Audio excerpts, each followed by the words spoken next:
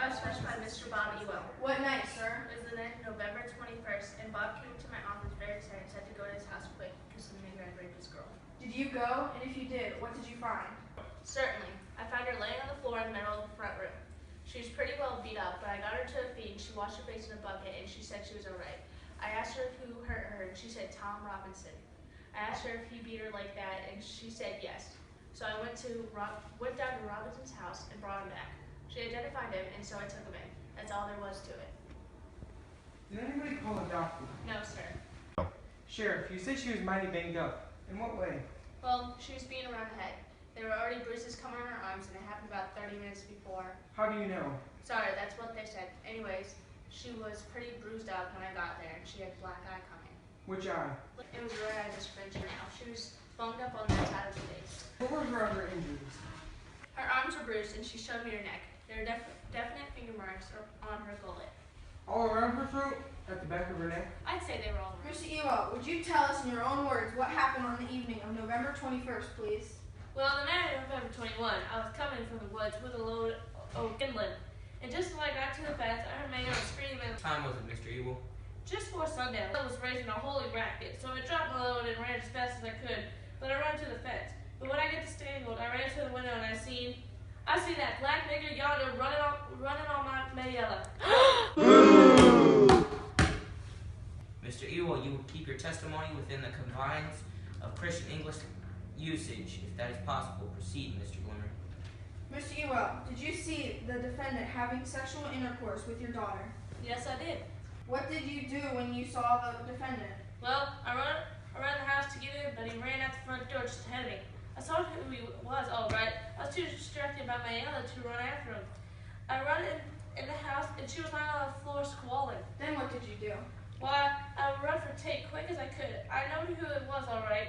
Lived down yonder in that nigger nest, past the house every day. Thank you, Mr. Ewell.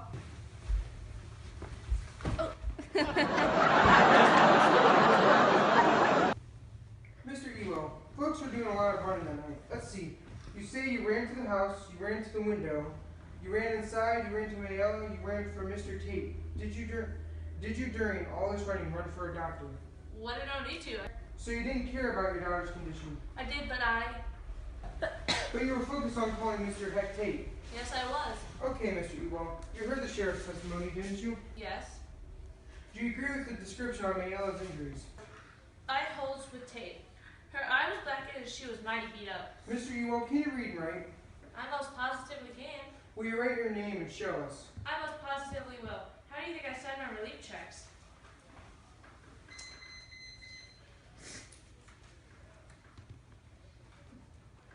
Would you write your name for us clearly now so the jury can see you do it?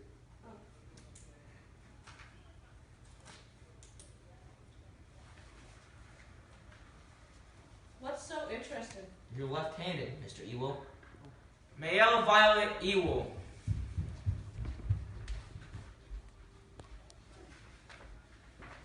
Mayella, please tell the jury in your own words what happened on the evening of November 21st of last year. Just in your own words, please. I said, come here, nigger, and put up this strip rope for me. I got a nickel for you. He could have done it easy enough, he could. So he came in my yard, and I went to the house to get him the nickel, and I turned around, and before I knew it, he was on me. He was running behind me, he did. He got me around the neck, cussing me and saying dirt. I fought and hollered, and he had me around the neck. He hit me again and again. He chunked me on the floor and choked me and took advantage of me. Did you scream? Did you scream and fight back? Reckon I did. Hollered for all I was worth. Kicked and hollered as loud as I could. Then what happened? I don't remember too good. You say you fought him off as hard as you could? I positively did. That's all for the time being, but you stay there. So what happened? You said Tom Robinson was behind you in the room when you turned around, is that right? Yes, You said he got you around the neck, cussing and saying dirt, is that right? that's right. You said he caught me and choked me and took advantage of me, is that right? That's what I said. Do you remember him beating you about the face? No, I don't recollect if he hit me. I mean, yes I do. He hit me. Was your last sentence your answer? Yes, he hit. I just don't remember. It all happened so quick. You've testified that the defendant hit you, grabbed you around the neck, choked you, and took advantage of you. I want you to be sure to have the right man. Will you identify the man who raped you? I will. That's him yonder. Tom, stand up. Let Miss Mayella have a good look at you. Is this the man, Miss Mayella? Is this the man who raped you? It most certainly is. Miss Mayella, you've testified that the defendant choked and beat you. You say he sneaked up behind you and knocked you out cold, but you turned around and there he was.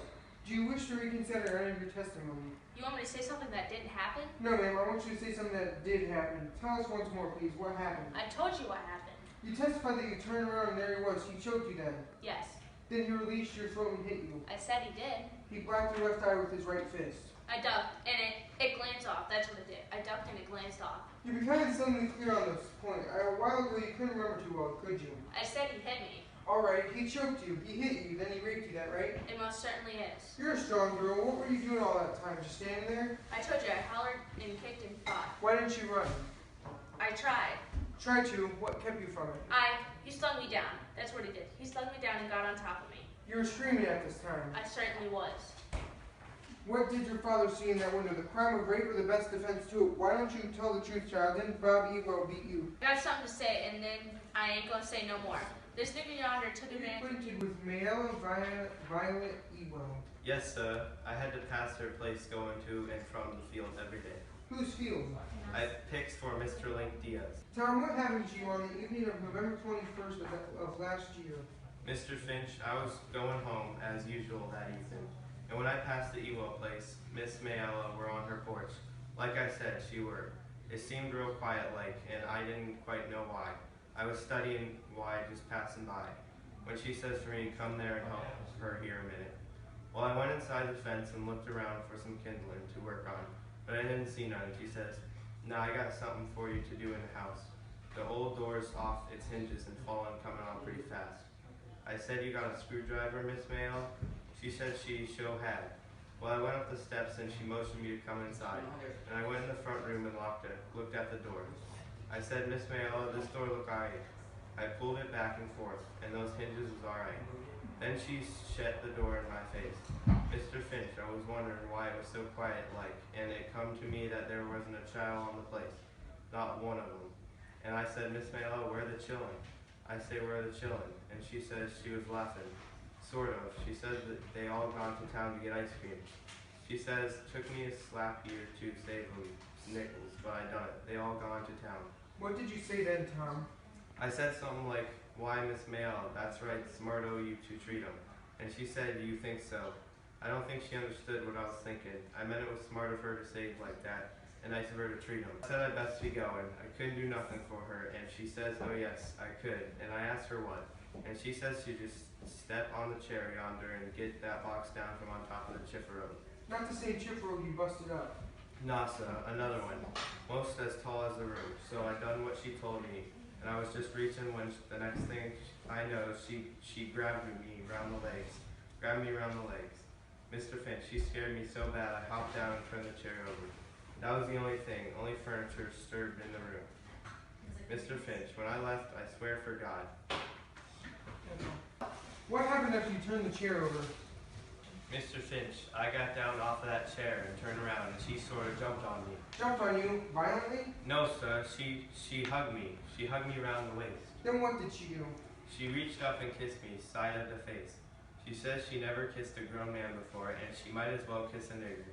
She says what her papa do to her back to the door, and I had to push her.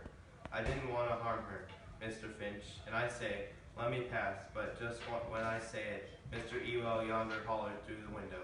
What did he say? He says, "You goddamn whore, I'll kill you." Then what happened?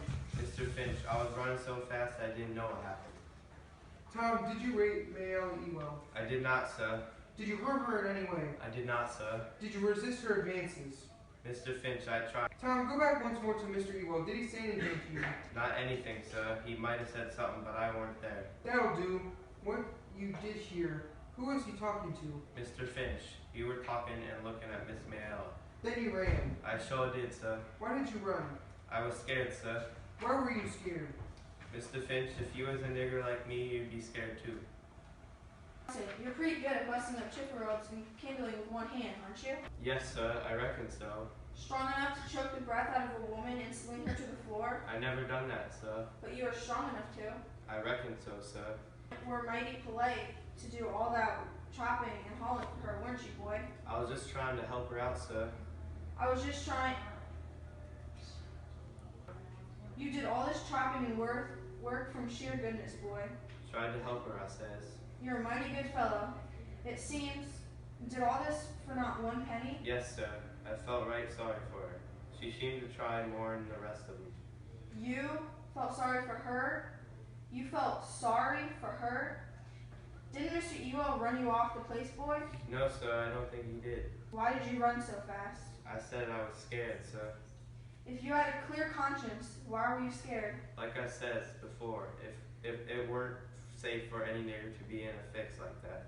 But you weren't in a fix. You testified you were resisting Miss Ewell. Why were you scared that she'd hurt you? You ran, a big buck like you. No, sir, I was scared I'd be in a court, just like I am now. Scared of arrest? Scared you'd have to face up to what you did? No, sir, scared